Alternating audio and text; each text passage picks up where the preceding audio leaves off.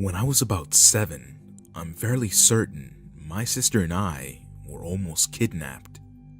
We had a group of friends that lived 3 houses up the road, so we'd always be either at their house or ours.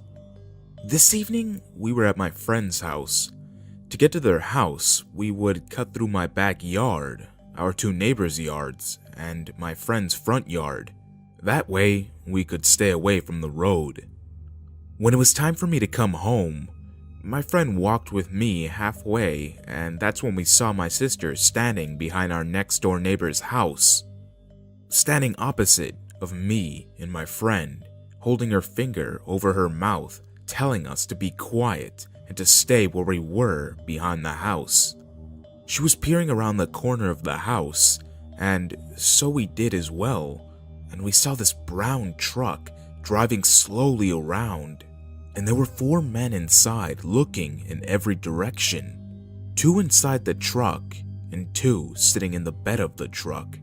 My sister told my friend to get home as quickly as she could and to climb the fence in her backyard, not to go around the front. My friend did just that. When the men passed, my sister motioned for me to make a run for it. So I ran across the 15 spacing and my sister grabbed my hand. As we were turning the corner to head to the back door, we saw 2 of the men walk around the opposite side of our house, carrying our bikes. They spotted us. I instantly screamed and began to cry, and they began to walk towards us. So my sister dragged me around to the front of our house, running us to the front door. When we rounded the corner, we saw the truck sitting in front of our house, and another man got out of the truck and started running towards us.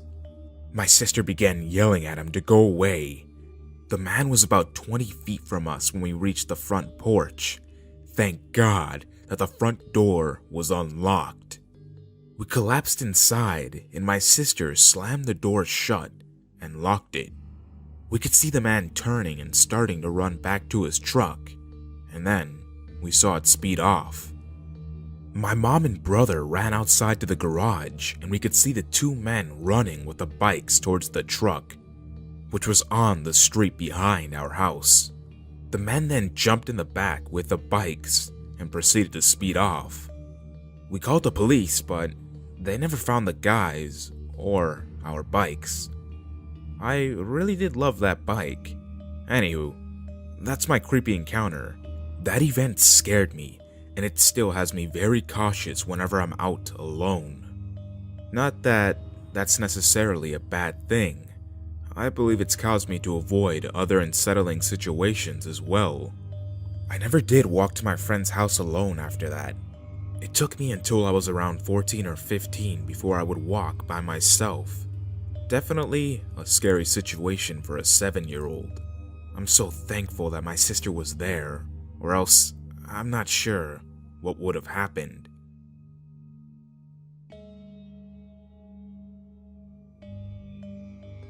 This took place about 2 years ago when I encountered the scariest thing in my life. Now, we live in a safe town if you compare it to the surrounding cities, but in reality, my town is sort of shady. I was 15 at the time, and my younger sister was only 11. My mother had given me some money to go down to the gas station and get some milk. The gas station is only about 3 blocks from our house, and being a sophomore in high school and part of the football team, I was quite confident I could handle my own while just going to the gas station. I was wrong. My sister had her heart set on walking down there with me, and even though a girl who lived a few roads down from us had just gotten raped a few weeks before, my mom let her come anyway, though I was still paranoid that something would happen to her, because even though she was 11 and quite tough for her age, she was still my baby sister, and I didn't want anything that happened to her. I was, and still am, especially after what happened, very overprotective of my sister. So I made a promise that she wouldn't walk too far ahead of me, and would stay glued to my side the whole time we were out. I feel I should also mention that we were taking these dirt back roads, and there were no sidewalks, and we were walking on the side of the road. I should also note that the road we were on had no houses, just woods, and we hadn't seen anyone drive by the entire time. Anyway, about halfway there, I heard what sounded like a car at the time driving towards us and instinctively grabbed my sister's arm to pull her into the grass, just to be sure that whoever was driving didn't hit us, because the road was fairly small in width. That's when I felt a sharp pain hit me fast on the back of the head, and I collapsed to the ground. What the fuck was basically all I could think, and my vision was still blurry from the tears and probably from the pain. But when I heard my sister screaming, I looked up and finally realized what was going on. It was a guy on a motorcycle holding a fairly large stick, like one he must have grabbed from the woods, and I immediately knew that he had hit me over the head with it. I'm ashamed to say that I was frozen with fear as I watched him pull out something, I think it was a wire, and tie my sister's wrist with it. She was crying and thrashing around, but I could hear him muttering stuff about killing me if she didn't cooperate. That's when I jolted into action. I remember ripping the stick from his hand, and I think the only reason I was able to do so is because of the adrenaline, and because he was primarily focused on tying up my sister rather than holding the stick. He yelled "fuck," and that's the last thing he said, because I started beating his ugly face in with the stick until it snapped in half. While he was trying to collect himself, lying on the ground and groaning in pain, I thought, grab her and run, dumbass. But I didn't, because I always hated how in horror movies they'd strike the killer down and then run instead of finishing him off. And that's what popped into my mind, so I kicked him really hard twice in the balls, and that made him pass out completely. That's when I got out my pocket knife from my back pocket, but pussed out in killing the motherfucker. Instead, I just cut the wire from my sister and threw her over my shoulder and just took off running. I really do think that if it wasn't for the intense adrenaline and the fact that I'm super protective of my poor little sister, I probably would have gotten killed, and she would have gotten kidnapped and God knows what else. Luckily, we got home safely, and my mom called the cops. That motherfucking asshole had run away before they could find him, and was never caught.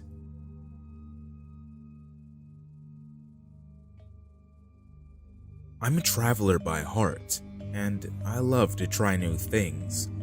I was in China for 2 weeks with a tourist group of about 12 people, and I didn't know most of them. I knew one guy who happened to be my kung fu instructor, and he was fairly aged, about 37. His dad was very old and lived in China, and is a very popular man in his town, and teaches the local police force and even sometimes military. So let's get past these introductions and get on to the story. Literally a day before we left China, we visited a clothing shop that was owned by someone our friends knew. We go there and all get free clothing and discounts, so I take off my jacket, which had my wallet and passport, and put it on a hanger. I try to take a picture with my group, and then I go back inside. I put back on my jacket, and then we head to lunch in our convoy that our instructor's dad had set up for us. I ate my food, and I noticed one thing. I'm patting my pants down, my jacket pockets, and looking around my seat. Someone then asked me if everything was okay, and I calmly say, I lost my wallet. Maybe it's in the convoy car.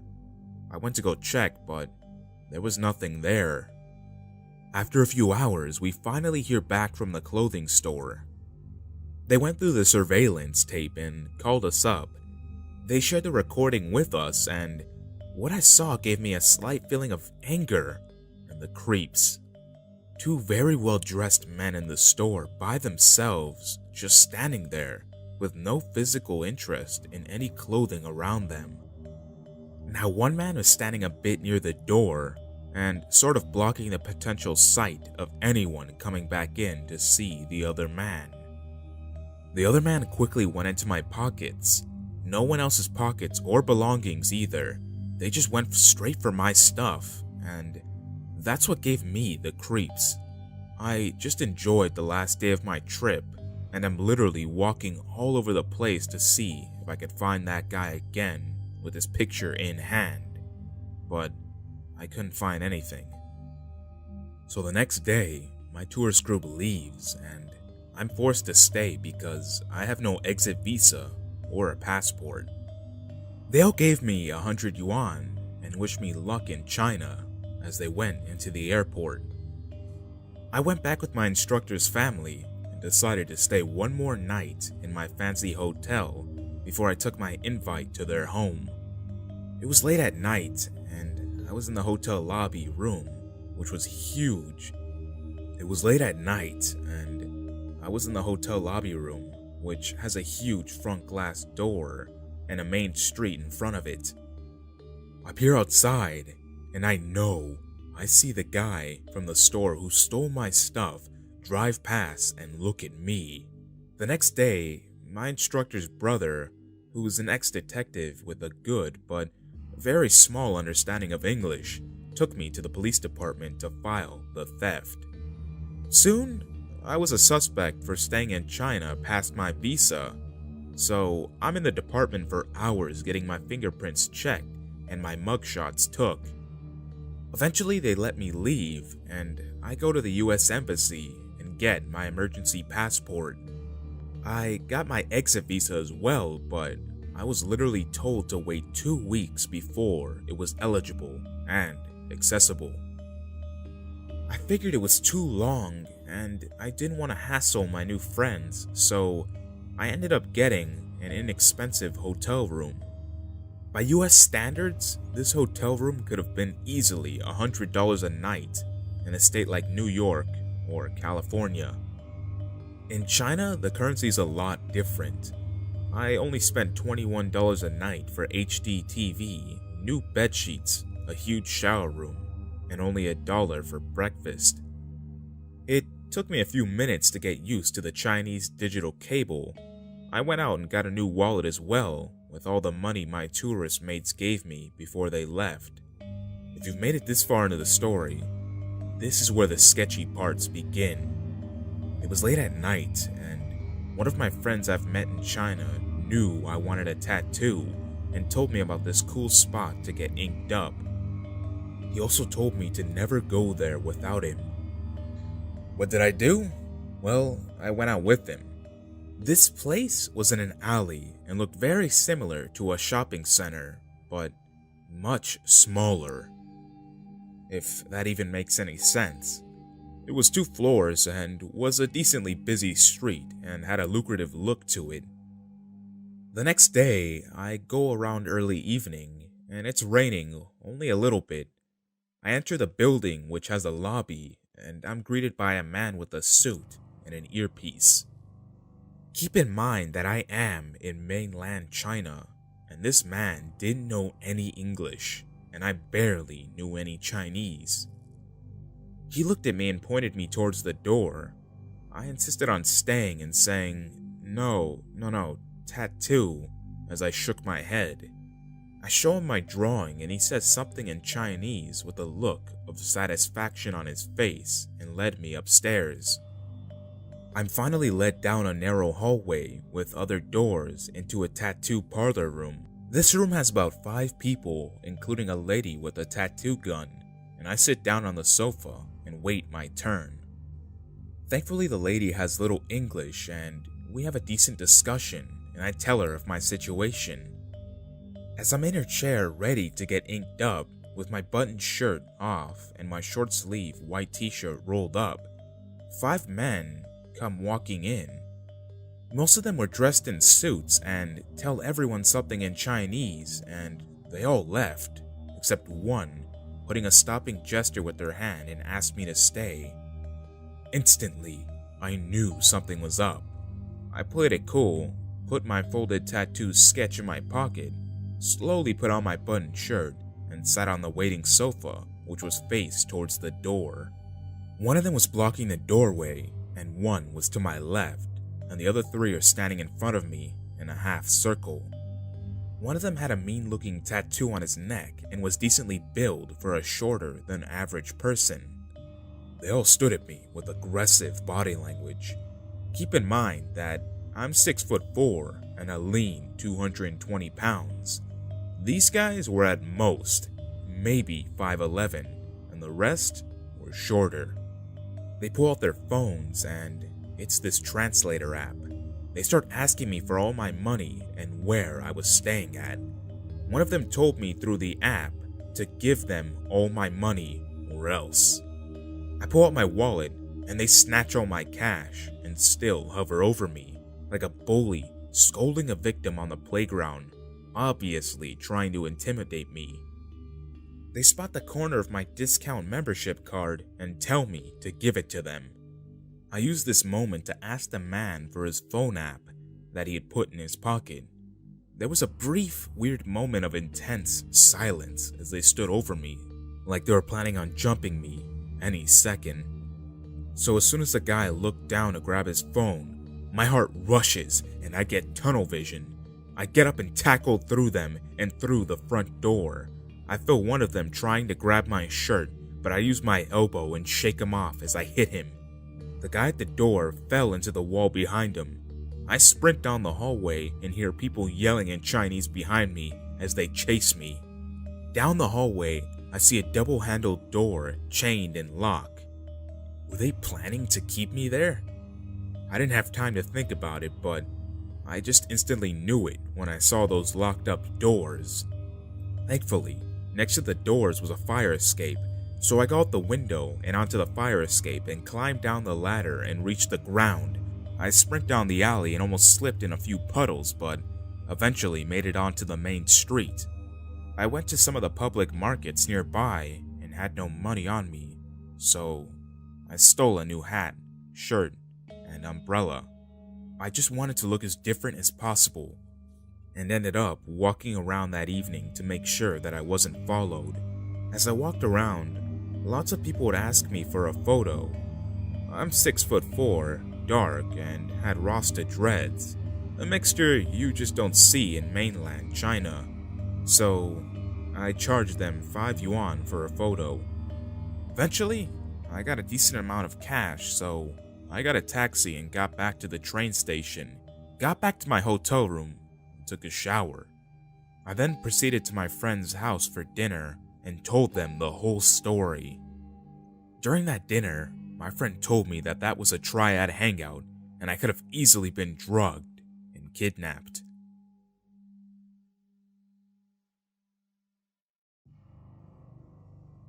This happened to me when I was around 11 and my sister was 2. Our mother would get sent on annual convention trips for work. They usually put her in a nice hotel, gave us vouchers for room service, and etc. So while my mom was doing boring work stuff, I'd watch my sister and we'd order room service and watch TV all day. Then, when she was done, we'd hang out on the boardwalk, go to the beach, and have fun. It was like a mini vacation. On the final night, there was a fancy dinner that my sister and I attended with our mom. About halfway through, my sister started falling asleep, so I said I'd take her up to our room and put her to bed since mom couldn't leave because she had to speak at the dinner. So here I am, 11 years old, lugging a sleeping toddler to an elevator. Many sensory detail. I'm short for my age. I'm 22 and 4'9". At 11, I was probably 4'6". And about halfway down the hallway, I noticed a guy was following me. I remember feeling uneasy, but didn't pay much attention to it because I was concentrating on getting myself and my sister to our room. I finally reached the elevator, and when I pressed the button for the floor, and just as the door was about to shut, I see an arm stick its way into the door, so the door opened again. The guy who was following me stepped in. He was dressed like a janitor, but he looked dingy and greasy, and I remember him smelling like rubbing alcohol. He gave me the creeps, and I knew it was not going to be a while since the convention center was on the ground floor and our suite was on the 17th floor. So I'm awkwardly holding my baby sister, praying for time to speed up, when he starts talking to me, asking me questions like, what's my name, what's my sister's name, and what we're doing. I was giving him vague answers because even though he was creepy, my mom told me to always respect my elders, so I wasn't out and rude to him. It wasn't until we'd reached like the 10th floor that I realized he hadn't chosen a floor. Now, this hotel had lots of floors. The chances that he just so happened to be on ours was slim. That's when I got really scared and started preparing to run as soon as I got off the elevator when it reached our floor. I thought about pressing the button to the next floor, but then I realized I'd just be running around with a 2-year-old and have nowhere to go.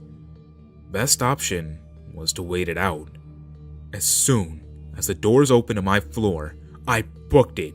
Well, tried to, as much as a tiny kid could while being saddled down by a toddler who was now crying from being jostled out of her sleep by my running. I could hear him behind me, advancing on me, yelling, "I just want to talk to you. I didn't mean to scare you. Come back." It seemed like a mile, but I finally made it to our door, and I fucking shoved that key in and slammed the door shut.